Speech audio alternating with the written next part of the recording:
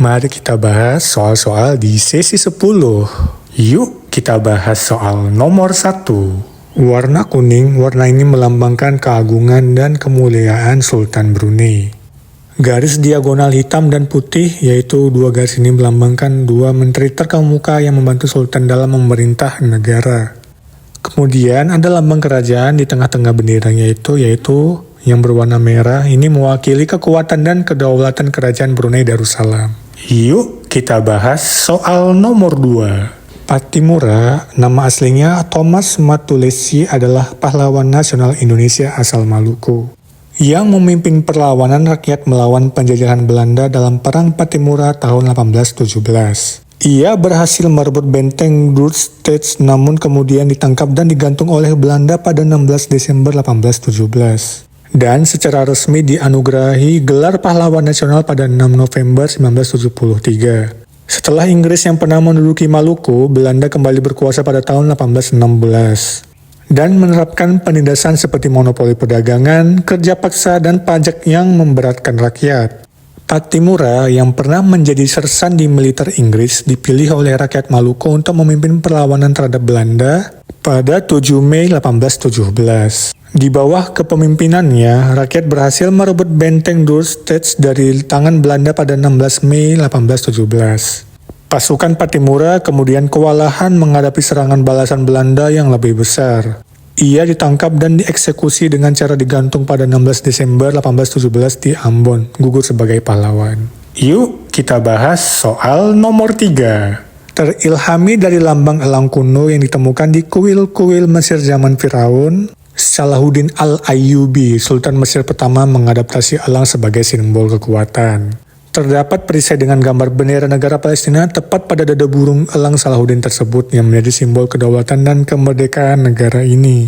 Mempunyai makna yang cukup mendalam. Bendera ini juga menjadi lambang kebudayaan, keagamaan, dan perjuangan merebut hak-hak rakyat Palestina sebagai manusia.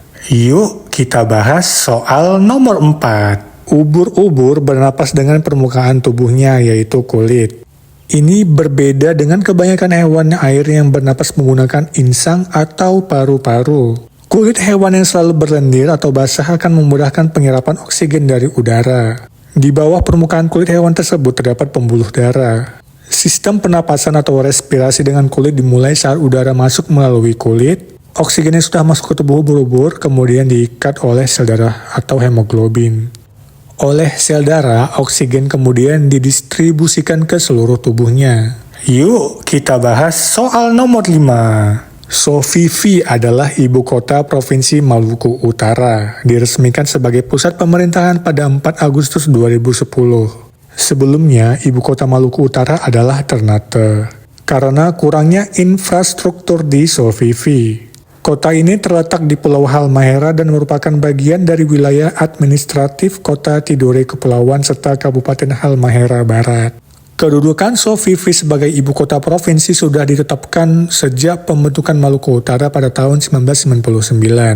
Namun, peresmian pusat pemerintahan baru dilakukan pada tahun 2010. Keterlambatan peresmian disebabkan oleh kurangnya infrastruktur.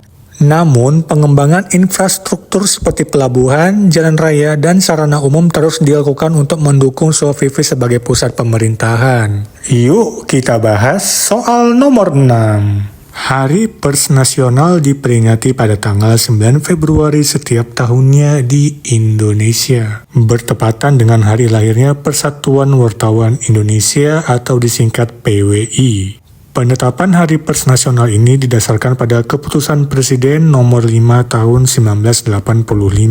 Hari Pers Nasional ditetapkan untuk menghargai peran pers dalam pembangunan bangsa dan menjaga demokrasi. Tanggal 9 Februari dipilih karena pada tanggal itulah Persatuan Wartawan Indonesia didirikan pada tahun 1946. PWI merupakan organisasi yang menjadi pendukung dan kekuatan pers nasional Indonesia. Penetapan ini juga bertujuan untuk mengembangkan kehidupan pers nasional yang bebas dan bertanggung jawab berdasarkan Pancasila. Yuk kita bahas soal nomor 7. Japen adalah alat musik tradisional suku Dayak di Kalimantan Tengah yang bentuknya menyerupai kecapi atau mandolin. Terbuat dari kayu dengan 4 senar dan dihiasi ornamen khas Dayak. Alat musik kordofon ini merupakan hasil akulturasi budaya Dayak dan China.